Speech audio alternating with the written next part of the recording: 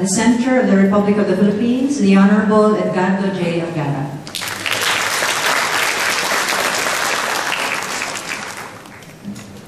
Salamat, Patricia. Let me greet our President Pascual, our Chancellor Grace Alfonso, our distinguished guest from abroad, Dr. Kim Parkley, Dr. Ward, Dr. Dana Ranjan, Dr. Wu, and the other participants from foreign countries. Our own President Padurina of Central Escolar University, the biggest university in the Philippines now. Hindi ba? Akala ko, mas malaki kayo sa UP. My fellow students and teachers. Scientists and technologists say that there are 4 powerful technologies that are now running the world. The first is biotechnology. Biotechnology builds new plants, new medicines, creates new products. There is nanotechnology, which is the science of the small atom, and that allows now very delicate surgical operation of the heart and nerves. Neurotechnology, which is the study of the brains. Now we're almost reaching the stage where we will become like in the biblical times, live to 200 years old, because they're now through stem cell able to create new brain cells and replace dying old cells. And we're now finding solutions to lifestyle diseases like diabetes and old age diseases like Alzheimer because of neuroscience, the study of the brain. And the fourth technology is information and communication technology, which is a discipline-cutting technology, and now is probably the most pervasive of all. And e-learning falls under that. When e-learning came, the whole learning environment completely changed. In the way we read, in the way we learn, in the way we teach, in the way even we create virtual classrooms. Imagine if we really have enough electricity in this country, we have a backbone, then we don't have to agonize every opening school year of lack of classrooms, lack of teachers, lack of desks, lack of books, because we can spread throughout the islands of this archipelago and network of broadband, and everyone will be connected and wired. Right?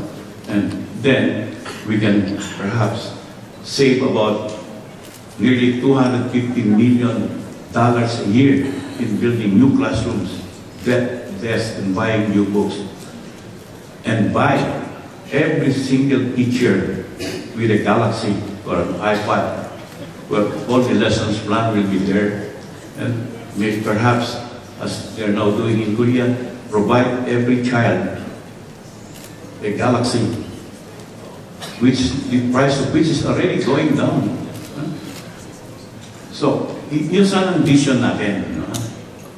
But we need some dedicated leader, and we need some technology-savvy people, professionals in our country. Distance learning started very humbly in this country. It started in 1950 in Iloilo. We have a pilot project in Iloilo called Farmers School on the Air, where you air tips to farmers and to housewives already up at 5 o'clock in the morning cooking breakfast for their kids. That was in the 50s. And then gradually, you know, it seeped into formal education. We have tutorials, we have audio, we have visuals, and ultimately it became e-learning. Now, the pioneer is our Open University. But we can do even better, because there's so much technology abounding. New technologies are abounding everywhere. Just try Microsoft. Try their link communications, where you can communicate to every teacher, to 450,000 teachers in this country. If we invest enough in broadband, then they don't have to come to Manila or to Cebu or Davao for their regular seminar or workshops. You go to the provinces now, and you'll see that there is no school because teacher is holding a workshop in the capital town, or in Manila, or the supervisor and superintendents are in Manila. We would avoid the cost and the strain of all that if we can wire and connect to each other through ICT. That's why this is a very important revolutionary technology. And we must employ it because technology nowadays has a very short lifespan. Technology changes every 3 years. Yung iPad, kakabili ko na ng iPad 2, may iPad 3 na pala. Meron pang iPad 4. That's how fast innovation is going through nowadays. And that's what I think we ought to do too in the UP Open University.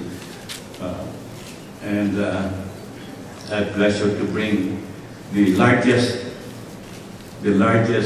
distance and open university of Europe, the Spanish, what do you call it, Grace?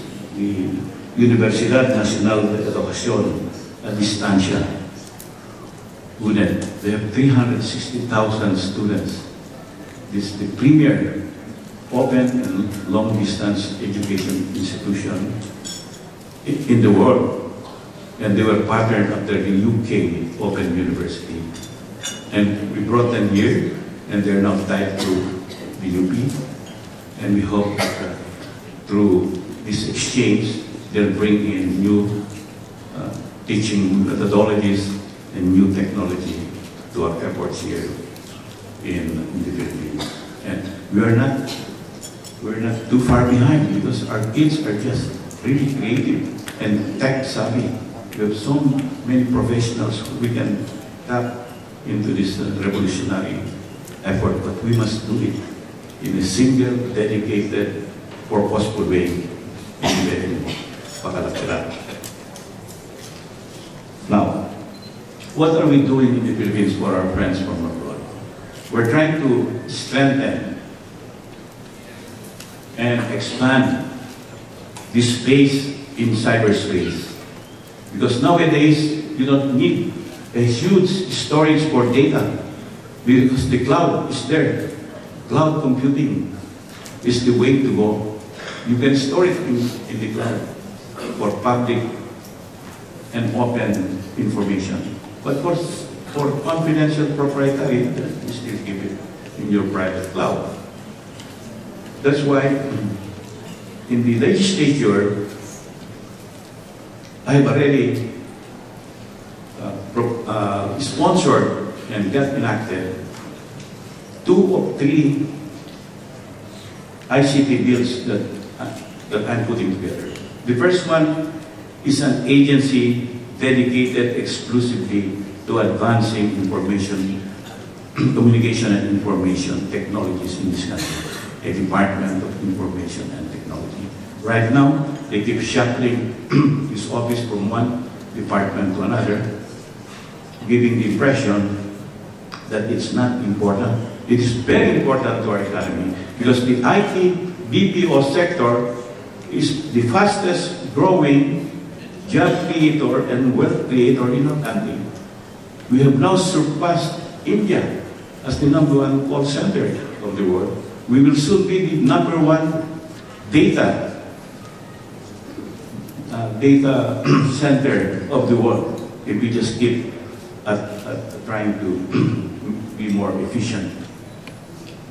In other words, we almost have a monopoly on this particular sector of the ICT. And it creates almost 700,000 jobs right now, and in 3 years' time it will get 1 million to 200 direct jobs for our people, for our young people.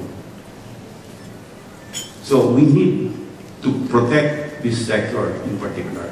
So we have now established, or will soon establish, a department, a portfolio in the cabinet especially dedicated to the advancement and promotion of ICT and policies, ICT policies in our country. The second of a trio of laws that I'm sponsoring is what we call the cyber crime law. You know, the Philippines is open frontier. We are like the wild, wild west, anything goes. Any gunslinger can come here and shoot and kill in space. And that's why cybercrime is so rampant here. Identity theft is so rampant. Spamming is so rampant. And yet, nobody complains. Well, at least hardly anyone complains. For one simple reason, they don't know who to complain to. Is it the NBI? Is it the police? Yung police pa at pa sila. Diba? Sila pang victim. And what are the crimes committed? We don't have a definition of what constitutes cyber crimes.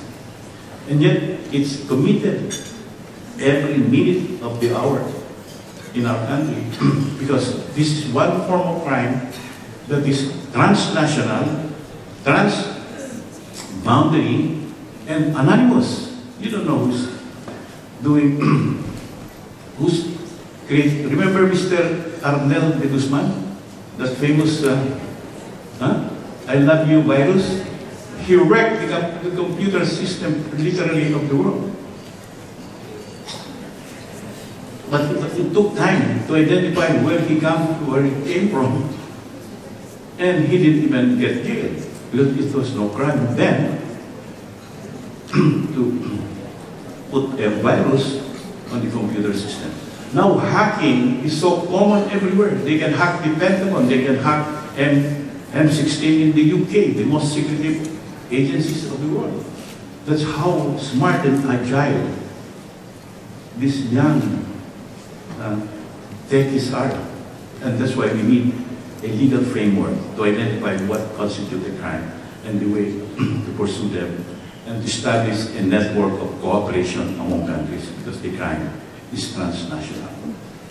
So that's the second bill, cybercrime law. And the third bill, to me, is probably the most important, Data Privacy Protection Act. Because why would I entrust my health, for example, my health record to someone if that health data will be circulated and known to the whole world if there's no Data Protection Act, there's no confidentiality in the record.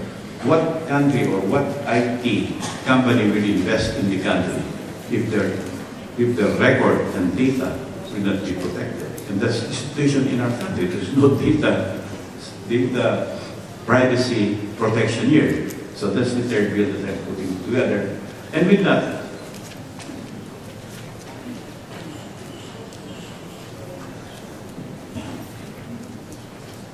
with this trio of bills, a department dedicated to ICT, a cybercrime law framework, and a Data Privacy Protection Act, then I think we will be able to say to one and all, to the whole world, that cyberspace in this country is safe. You can entrust us with your secrets and with your confidential information. We will go against those who may commit a cybercrime against your person or against your property. And that will, I think, provide the Philippines really an outstanding position in IT, BPO, the business processing sector. So, you know, ginagawa namin. And going back to e-learning, hindi wala ng e-learning which was brought about by ICT, e-government, like e-jeepney, hindi o may e-jeepney tayo. the President was mentioning about GPs. We have EV rates, where we are teaching the farmers how to use their SMS to find out the price of commodities and the weather in the next 5 days. SMS. And so many E's because of the ICT revolution. That's why this ICT and the other technologies are really changing the whole planet. We are different, I think, in thinking, in learning, in living, in enjoying our leisure time today than say 5-10 years ago. That's how much we have changed because of technology, including the way we study, the way we learn, the way we teach. So on that note, let me congratulate Grace, our Chancellor, for this initiative, and we hope that we keep up our pioneering effort, not just open and distance learning, but e-learning, delivering education through e-learning, because it's highly suitable to us as an archipelago, but especially because we have almost 10% of our people living overseas. The OFWs might connect through e-learning to us. So thank you very much, and once again, congratulations.